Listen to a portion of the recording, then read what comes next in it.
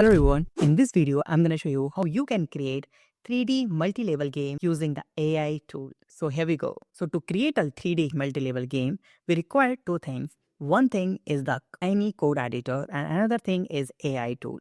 So I'm going to use here the DeepSeek AI. So just open the website called chat.deepseek.com. Here we are. And I have the VS Code. You can see this is our VS Code. Now here we just need to write here simple like create a simple 3D game, okay, that have cubes and that should be multi-level. I need that game using HTML, CSS and JS and just enter. And we just need to wait some seconds and he will give us some files that we need to use in our code editor or any text editor. As you can see, he is using the 3.js library. This library mainly used for the 3D components. Now you can see create a folder for your project. Inside it, create a following files. I'm going to create one folder in the desktop here. So click on new folder and folder name is 3D game like this. Under that folder, I'm going to open that folder in the VS Code. So open the VS Code, click on the open, click on the desktop and just open that 3D game folder here.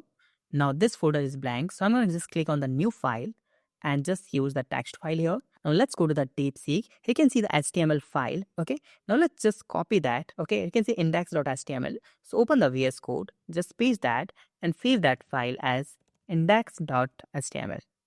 Just save it. Now use the command N or the control N to create another file and just scroll down. You can see this file is script.js. Copy this code, go here and paste that code and just save that file as script.js. Scroll down, you can see here the CSS.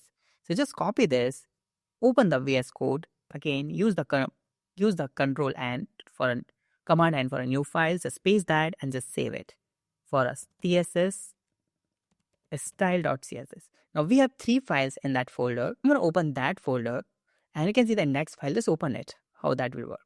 You can see this is the 3D. Now you can see I can't find any game. I just find here the 3D cube here, right? I can't do anything here. Now let's use here the DeepSeek again.